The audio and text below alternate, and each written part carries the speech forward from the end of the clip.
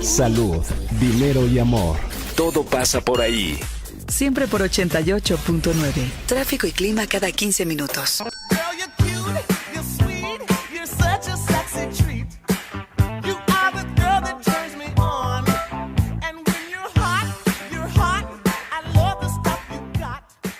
Seguimos aquí en Salud, Dinero y Amor y el día de hoy vamos a platicar sobre toda esta situación que estamos viviendo en México y a nivel internacional, cómo nos pega en el bolsillo y qué se puede hacer, las alternativas que tenemos. Y qué mejor que platicar de este tema con Rodrigo Brandt, director general de Estudios Estratégicos y Asuntos Públicos de Santander, México. Muchas gracias y muy buenas noches, Rodrigo. ¿Cómo está, Malena? Muy buenas noches. Romina, Claudia, un gusto saludarlas. Gracias, Rodrigo. Oye, ¿cómo estás viendo todo el panorama? Tenemos que guardar todo, cerrar cortinas. ¿Qué hay que hacer? No, yo creo que lo que estamos viendo sin duda es una coyuntura bastante complicada, ¿no? Si vemos, y en particular si observamos el tipo de cambio, pues ahí básicamente se refleja todas las incertidumbres que existen en torno a la economía mexicana, pero que no nada más tiene que ver con México. Yo creo que aquí es bien importante destacar que mucho de lo que está pasando con el peso, pues también refleja lo que está sucediendo alrededor del mundo. Si vemos en las últimas semanas, prácticamente todas las monedas de los países emergentes, es decir, de países en vías de desarrollo, países con un nivel de desarrollo similar al de México, pues han tenido muchísima volatilidad. Y esto se debe básicamente a una razón.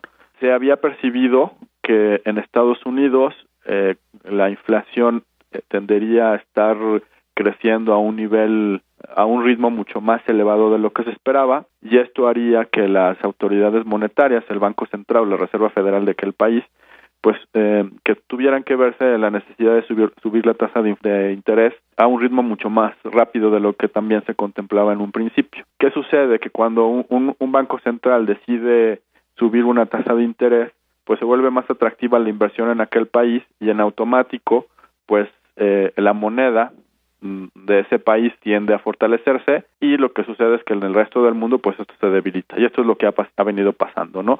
El dólar se fortalece y las divisas de los mercados emergentes se debilitan, incluyendo México. Yo creo que lo que es muy importante subrayar es que incluso en este contexto de tantas incertidumbres locales, ¿no? Como es la negociación del Tratado de Libre Comercio, como es el proceso electoral, pues el peso mexicano no es de las monedas que más se ha venido devaluando, ¿no? ¿Y esto a qué se debe? Pues porque la economía mexicana durante muchas décadas ha construido fortalezas estructurales que nos hacen diferentes respecto a otros mercados. Tú trabajaste como analista en Hacienda, conoces las entrañas de estos temas, la renegociación del Tratado de Libre Comercio, el tema de los aranceles a productos tan relevantes como el acero y el aluminio, las elecciones, ¿no complican el crecimiento económico o más bien el cumplimiento de las metas de crecimiento económico? ¿Veremos una disminución en este indicador al cierre de este año? Mira, yo creo que lo que hemos visto es que el dinamismo que muestra la economía mexicana en el primer trimestre es bastante saludable, ¿no? El PIB al primer trimestre pues creció ligeramente arriba de lo esperado, y lo que estamos viendo es que se ha venido dando una recomposición en cómo se da este crecimiento. Estamos viendo que las exportaciones y en general la industria manufacturera tiene un buen ritmo, el consumo también se viene fortaleciendo respecto a lo que vimos al cierre del 2017, y sobre todo un tema muy importante es que la inversión también mejoró sustancialmente en el primer trimestre, sobre todo considerando que la inversión en general desde el 2015 pues estaba prácticamente estancada, ¿no? Entonces, lo que nos hace prever es que este dinamismo que estamos viendo en el primer trimestre y prácticamente durante la primera mitad del año hace pensar que las expectativas de crecimiento para el resto del año estén más o menos apuntaladas.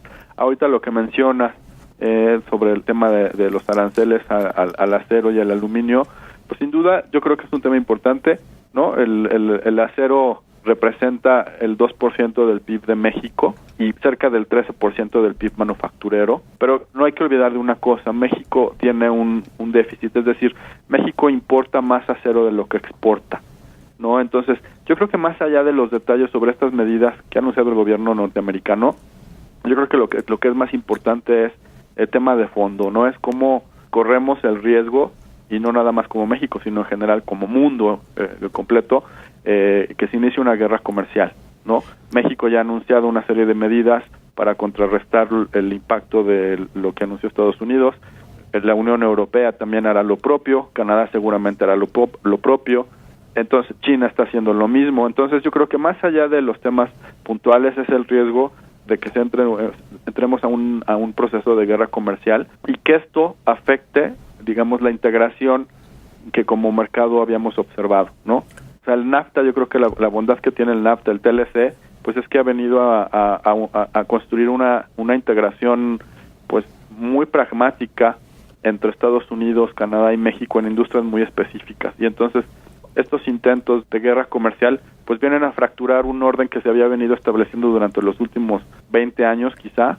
Oye, Rodrigo, y ese es el riesgo. Rodrigo, y esta situación, tú como director de Estudios Estratégicos y Asuntos Públicos de Santander, ¿esta situación cambia también los números en materia de inflación, petróleo, dólar, incluso el crecimiento de México, por lo menos de cierre de 2018 o 2019? No, nosotros, apenas hoy se anunciaron las medidas, estamos haciendo los análisis, pero yo te diría que en principio nosotros no vemos que vaya a haber una afectación. Nuestra expectativa de crecimiento para el 2018 es de alrededor del 2.1% de crecimiento del PIB, y para el 2019 es un poquito arriba, es alrededor del 2.3%. Te podría decir que, dada la dinámica que estamos viendo tanto por el mercado doméstico como por en general el ritmo de las exportaciones y la inversión, no vemos que estas expectativas se vayan a cambiar significativamente. La inflación, lo que estamos viendo es que la inflación, después de haber tenido un comportamiento negativo en el 2017, pues al día de hoy poco a poco está regresando a la expectativa del mercado. Nosotros estamos esperando que la inflación en el 2018 cierre en un nivel de alrededor del 4.1%, y para el 2019 esté alrededor del 3.5, 3.6%. Y yo creo que aquí el gran indicador que sí, sin duda, refleja esta incertidumbre y que es difícil ponerle un valor de cierre, pues es el tipo de cambio. ¿Por qué? Porque el tipo de cambio, no hay que olvidar que el peso mexicano es una de las monedas más líquidas a nivel mundial, y cualquier, digamos, diferencia o cualquier periodo de incertidumbre o cualquier episodio en temas de libre comercio, temas políticos, etcétera, pues se refleja en el tipo de cambio, ¿no? Oye, Entonces, Rodrigo, pero hay algo que es muy relevante, la salida de capitales por casi 8,000 millones en el trimestre anterior. ¿No es algo que preocupe o que te preocupe mucho esta salida de capitales, o esto es derivado también de la depreciación del peso? Mira, yo creo que si ves la tenencia de valores de largo plazo en pesos en manos de extranjeros, ese sigue creciendo, ¿no? Yo creo que los flujos de capitales es algo natural, no vemos ahí una situación que nos preocupe, ¿no? Los flujos siguen entrando, ha habido una disminución sin duda en el mercado de valores. Esto tiene que ver más con un rebalanceo de portafolios, pero no tiene nada que ver con una situación en particular que nos preocupe. Como mencionaba, sí ha habido ahí un ajuste en el mercado de valores, tiene que ver también con lo que mencionaba en un principio, con el hecho de que el mercado de valores en Estados Unidos se ha vuelto atractivo, pero la tenencia y la participación de extranjeros en los bonos de largo plazo sigue creciendo. No vemos ahí una salida, al contrario, la última semana hemos visto que la participación sigue creciendo, y no vemos ahí una señal de que esto vaya a preocupar. Pues muchas gracias, Rodrigo Brandt, director general de Estudios, Estrategia y Asuntos Públicos de Santander, México. Gracias por acompañarnos esta noche aquí en Salud, Dinero y Amor, y obviamente seguiremos consultándote, Rodrigo. Un gusto estar con ustedes. Muy buenas noches. Gracias. Las finanzas como deben escucharse. Salud, dinero y amor. Siempre por 88.9. Tráfico y clima cada 15 minutos.